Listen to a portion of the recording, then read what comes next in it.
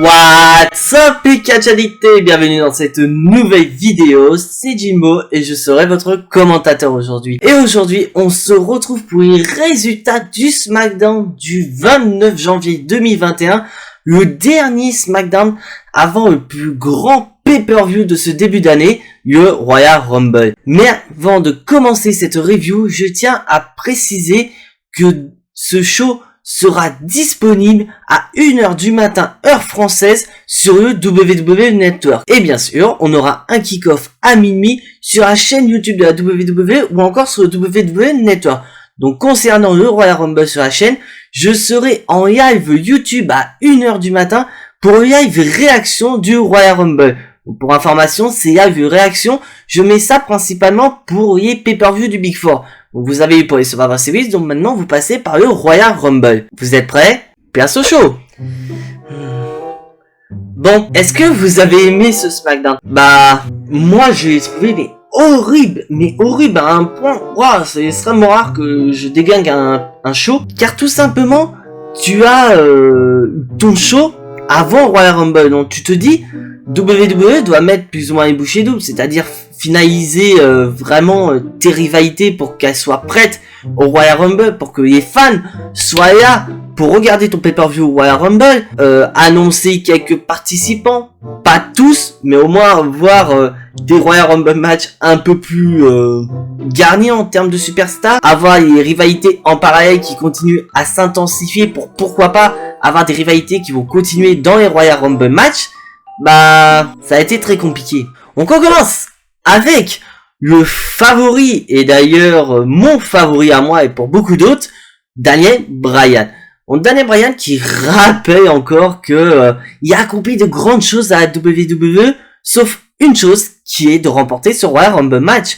Et donc il précise que voilà, il a tout fait pour se préparer physiquement et psychologiquement, et que pour lui, peu importe d'arriver le premier ou le dernier, il remportera le Royal Rumble. Bah, entre nous, Daniel, s'entraîner avec Otis et Chad Gable, c'est pas vraiment ce que j'appelle de la bonne préparation. Et nous avons une personne qui vient confronter Daniel Bryan, et c'est nul autre que AJ Styles. Oui, AJ Styles. Pour rappel, AJ Styles est à Raw, et il est à SmackDown. Pourquoi? On a peut-être des soupçons. Et donc Daniel Bryan dit à AJ Styles, mais mec, tu fais partie de l'écurie de Raw, t'es à SmackDown, donc pourquoi t'es là? Et là nous avons Omos qui dit, bah Brain to Brain Invitational. Donc oui, WWE, vous nous sortez le Brain to Brain Invitational quand bon vous semble. Allez, vous êtes balèze. Et donc au final, AJ Styles parodie Daniel Bryan en disant que voilà, depuis que j'ai annoncé ma participation au Rumble, bah tout le monde me suit. J'offre des opportunités à tout le monde, mais les gens ne savent pas les saisir et tout. Bah, étonnant, tu les bats tous, c'est normal que tu leur prives des opportunités. Et il dit, oui, il va gagner le Royal Rumble. Mais il précise aussi que quand il voit Daniel Bryan, il voit pas Daniel Bryan le catcheur. Il voit Daniel Bryan le general manager qu'on a eu il y a quelques années. Mais Daniel Bryan dit, j'ai peut-être une tenue comme ça, mais je peux rechausser les bottes et je peux te botter le cul. Donc, Daniel Bryan propose un match, voilà, pour se préparer pour le Royal Rumble. Et là, d'un coup, nous avons AJ Styles qui pousse Daniel Bryan, et là j'adore cette image de Daniel Bryan qui se relève, et là d'un coup il regarde Omos comme si c'était putain, ça c'est vraiment une montagne, ce mec qui serait vraiment dur à éliminer au Royal Rumble.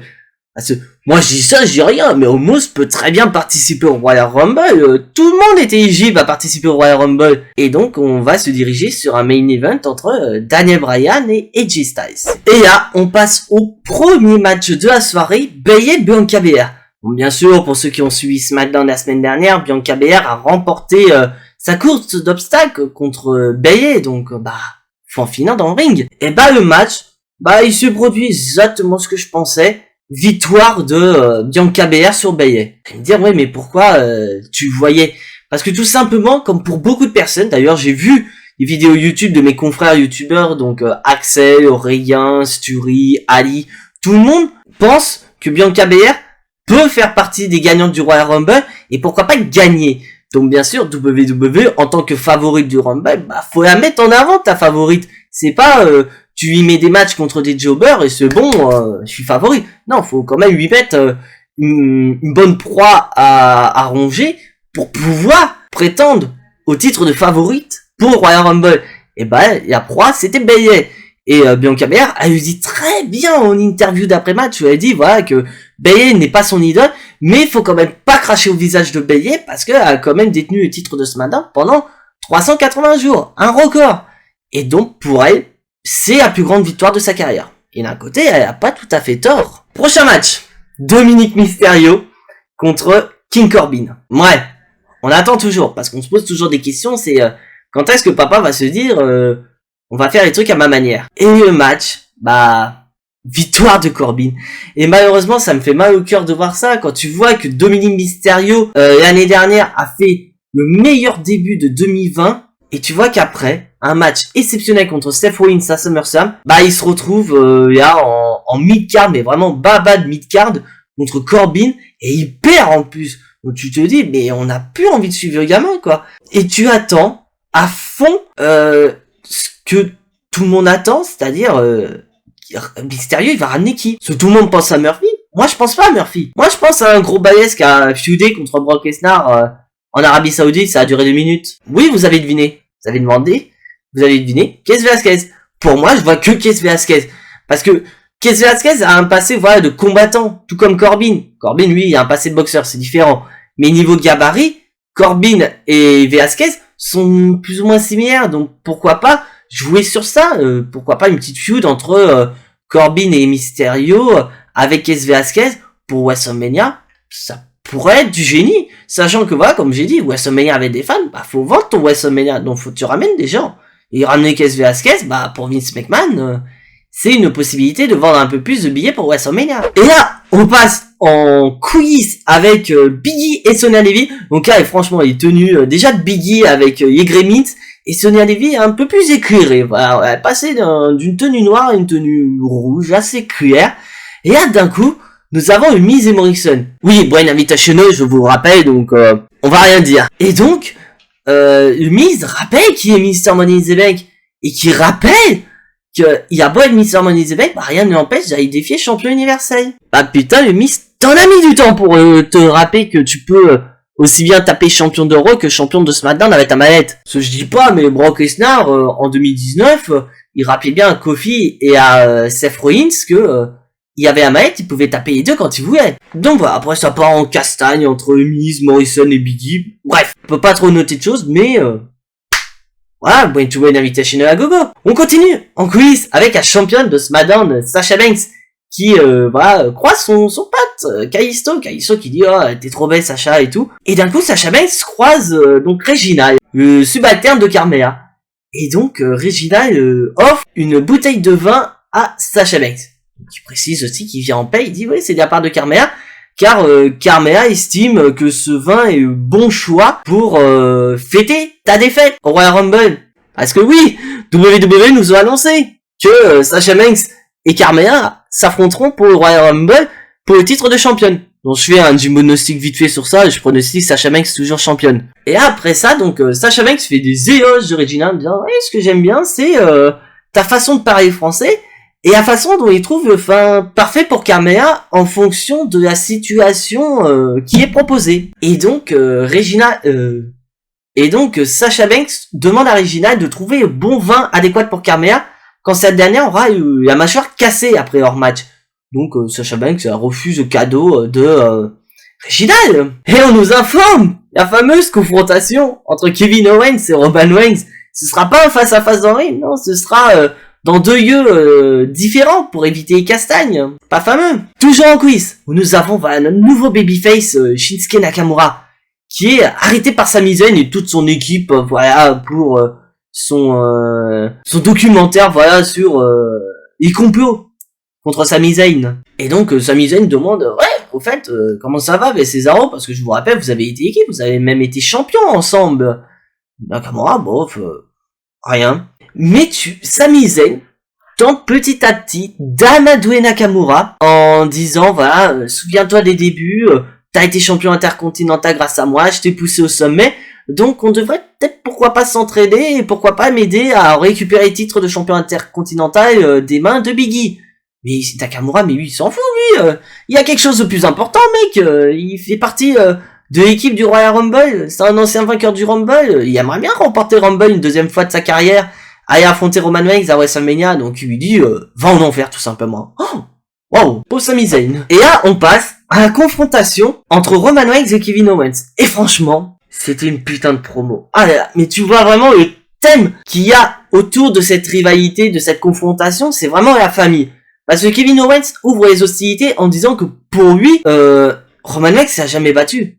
Parce que Roman Reigns a été obligé de faire appel à sa famille pour conserver sa ceinture. En 1 contre 1, Roman Reigns, il vaut rien contre Kevin Owens. C'est ce qu'il dit. Et donc, Kevin Owens, lui, il est serein. Mais tu vois d'un coup Paul Heyman qui parle à Kevin Owens en lui parlant de respect, lui disant hey, respecte le chef tribal, respecte le bout de table, sinon tu vas avoir des problèmes. Et là, Roman Reigns prend la parole et il dit tiens, en parlant de famille, parle-moi, dit tiens, quel homme est ton père? Et là, tu vois Kevin Owens qui commence à s'énerver petit à petit.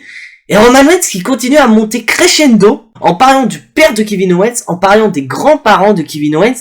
Et Kevin Owens, voilà, il pète un câble. Et donc, Kevin Owens pète un câble en disant ouais, dimanche, nous serons pas en pièces séparées, nous serons dans le ring et je deviendrai champion universel pour la 2e fois. Et donc, pendant que Kevin Owens est en train de péter un câble, bah Roman Reigns chope la télécommande et il coupe la retransmission. Donc, bah voilà, c'est parti sur les chapeaux de roue. Et franchement, j'adore cette rivalité où tu vois vraiment que, bien que, pour moi, personnellement, Roman Reigns va repartir avec le titre, bah WWE nous présente quand même un potentiel changement de champion universel au Royal Rumble. Mais c'est vrai que moi, personnellement, bon, si Roman Reigns serait pas eu Roman Reigns qui est là, j'aurais dit, donner le titre universel à Kevin Owens. Et là, il mérite. Il mérite plus ça que quand il a remporté le titre il y a quelques années à Raw. Et là, il fallait le faire. Et là, Kevin Owens est vraiment présenté en top babyface de la compagnie. Oh, franchement, c'est génial. Ah, il faut capitaliser dessus, WWE. Après, je pense pas que la rivalité après Royal Rumble se terminera avec Kevin Owens, mais je pense que Kevin Owens pourrait, pourquoi pas, être mêlé au titre universel, pourquoi pas à Elimination Chamber, dans le Elimination Chamber match, où il fera peut-être partie des participants. Je sais pas, pourquoi pas, on verra ça. Je spoil peut-être. Bon, là on va se préparer, on y est, le main event, AJ Styles, Daniel Bryan. Sur papier tu te dis c'est génial, car la dernière fois que les deux catcheurs se sont affrontés, c'était la finale pour le titre intercontinental, et c'était un des plus beaux matchs de 2020. Tu te dis les gars ils sont capables de le refaire. Donc à noter que Cesaro se trouve au commentateur, et d'un coup durant le match, nous avons Sami Zayn qui arrive. Toujours en train de se plaindre avec sa pancarte Justice for Sami, vraiment du Sami Zayn comme on fait actuellement, qui est super. Et d'un coup nous avons Biggie qui arrive, et il y a une bagarre générale à l'extérieur du ring, et donc Daniel Bryan en babyface qui est tempête suicidaire pour en finir, voilà. Et à noter que durant le match, bah AJ Styles est tout seul. AJ Styles n'est pas avec Omos, parce que tout simplement il veut prouver quelque chose, parce que j'ai pas dit au début, mais Daniel Bryan a dit à AJ Styles, si c'est un vrai mec, tu viens sans Omos. Mais de toute façon, avec ou sans Omos, je te défonce. Donc AJ Styles veut prouver à Daniel Bryan que c'est un homme. Et donc durant le match, bah on a Sami Zayn qui attaque Daniel Bryan. Donc disqualification, nous avons voilà, une bagarre générale. Et nous avons voilà, Nakamura qui arrive, qui vient à la rescousse de Biggie et Sami Zayn. Et Daniel Bryan. Et donc bah c'est confirmé, Nakamura est babyface maintenant. Parce qu'on voit, on a une petite confrontation avec Cesaro. Mais voilà, ça part en bagarre entre Cesaro et Nakamura. Merci WWE nous séparer une équipe, quoi. On n'a pas beaucoup d'équipes à SmackDown et vous nous en cassez une. Alors que vous aurez peut-être pu faire Cesaro babyface aussi, pourquoi pas. On aurait un groupe de babyface encore en équipe. Bah non, vous nous cassez encore une équipe. Et là on part en match à 3. Toujours. Et durant le match, bah nous avons Miz et Morrison qui arrivent, qui atteignent Nakamura. Et donc, fin de match. Donc disqualification encore une fois. Et nous avons Otis qui arrive, qui se rappelle que Miz à Hell in a Cell lui a piqué sa mallette, lui a piqué son opportunité d'être champion du monde. Oh, ça part dans tous les sens. Et on part sur un nouveau match à 10. Donc d'un côté il y a Babyface, il y a Heel. Mais à noter, je sais pas si vous avez remarqué, mais du côté des Babyface, ils sont que 4, parce que nous avons Daniel Bryan, Biggie, Shinsuke Nakamura et Otis. Et le dernier, le dernier, bah c'est Sheamus. En plein match, Sheamus il arrive, on se casse pas les pieds, allez hop, c'est lui 5ème. Ça aurait pu être n'importe qui. Et à noter que durant le match, tous les participants sont les participants du Royal Rumble. Ah ouais, peut-être pour vendre le Royal Rumble. Et là, ça part dans tous les sens. Fin de match, ça part dans tous les sens. Tout le monde porte des finishes à tout le monde et tout. Et ça se termine avec Sheamus qui porte un bro kick sur sa misaine pour le compte de 3. Donc, les Babyface remportent le match. Et donc, la bagarre continue. Voilà, ils sont mauvais perdants. Et là, d'un coup, nous avons un nouveau retour. Nous avons Braun Strowman qui est là. Ah oui, mais Brent Owen Invitational, vraiment à fond. Braun Strowman y arrive, il démonte tout le monde. Et il éclate principalement Cesaro. Et le show se termine avec Braun Strowman qui est de retour. Bon, déjà, on sait pas pourquoi il est de retour. Parce que je vous rappelle que Braun Strowman a été suspendu par Adam Pearce parce que Braun Strowman a porté un coup de boule à Adam Pearce. Il lui a laissé un bœuf, là, sans toucher, bien sûr. Donc, on sait pas pourquoi. On sait pas pourquoi Braun Strowman y est là. On sait pas comment sa suspension s'est terminée. Rien du tout. On n'a aucune information et c'est vraiment pour moi un SmackDown bateau. Bon, je pense que vous avez deviné mon top et flop. Mon flop, c'est le main event. Et le top, c'est Roman Reigns contre Kevin Owens. Mais là, ce SmackDown, je suis pas réellement fan. Pour moi, j'ai peur des ratings. Les ratings, ils vont être affreux, je pense. Parce que là, c'est censé être ton dernier show avant le Royal Rumble. Donc c'est censé te donner de la hype pour le Royal Rumble. Mais au final, il y a hype. Tu les as même pas pour les matchs du Rumble. Tu as pour Kevin Owens, Roman Reigns. Alors que tes atouts principaux de ton Royal Rumble, ce sont tes 2 matchs Royal Rumble. Et t'as rien. T'as certes des mecs qui en parlent vite fait avec Daniel Bryan et Jay Styles. Mais du côté des femmes, on s'en tamponne. Y a rien du tout. Ah si, sauf que, oui, on parle de Royal Rumble, si, j'ai oublié de préciser. Mais WWE Backstage, qui va être animé. Ces derniers vont annoncer des participants. Donc numéro 1, numéro 2 pour les femmes, et numéro 30 pour les hommes. Et ils vont annoncer un match. Natalya contre Tamina. Et la gagnante à numéro 30. Aucun respect pour le numéro 30. Alors que ton numéro 30, à la base, c'est censé être un numéro qui te donne un avantage certain. Et c'est surtout le deuxième numéro qui a donné le plus de vainqueurs au Rumble. Il a donné 3 vainqueurs. Et pas n'importe qui. On a eu Undertaker et John Cena en 2007 et 2008. Et on a eu Triple H en 2016. Donc tu te dis, c'est pas un numéro que tu peux cracher. WWE a fait. Ils ont craché. En plus, donner ça à Tamina et Natalya. Ça va pas servir à grand chose. Bon, bien sûr, j'attends l'attribution de ces numéros à Backstage. Mais pour moi, personnellement, je vais pas m'attendre à des surprises. Moi, personnellement, ça va être des numéros attribués à des personnes du roster. Je m'attends pas à des numéros attribués à des personnes qui sont susceptibles à faire des retours. Par exemple, du côté des hommes, il y aura pas du John Cena, il y aura pas de Brock Lesnar avec le numéro 30, par exemple. C'est pas possible. Parce que WWE, faut qu'ils vendent du Rumble. Donc, vendre du Rumble, c'est-à-dire garder un petit peu de surprise. Donc, ils vont donner les numéros comme ça, à droite, à gauche. Pourquoi pas numéro 30 à Artus? Artus, il est fun. On donnait numéro 30. Puis tout. Je vois pas d'autres numéros attribués à d'autres catcheurs. On reste à voir. Voyons voir comment WWE va s'en sortir, parce que personnellement, faut qu'ils arrêtent à gâcher les retours potentiels dans le Royal Rumble avec Edge à Raw et à Braun Strowman à SmackDown. Faut qu'ils arrêtent. Donc voilà, c'est tout pour les résultats de SmackDown. Donc comme d'habitude, si tu n'es pas abonné à la chaîne, je t'invite à t'y abonner juste ici, à activer la petite cloche pour être notifié des prochaines vidéos et surtout lâcher le pouce bleu qui fait plaisir à la chaîne. On est de plus en plus nombreux sur la chaîne et je tiens avant tout à vous remercier et surtout soyez présents dimanche à 1h du matin pour live réaction du Royal Rumble. Mais en attendant, demain il y aura une nouvelle vidéo dont j'en dis pas plus, c'est ma petite surprise. Mais en attendant cette vidéo, soyez tous très très fiers d'être des catch addicts et n'oubliez pas que le catch c'est la vie, le catch vit. C'était Jimbo, je vous fais à tous des bisous et à la prochaine.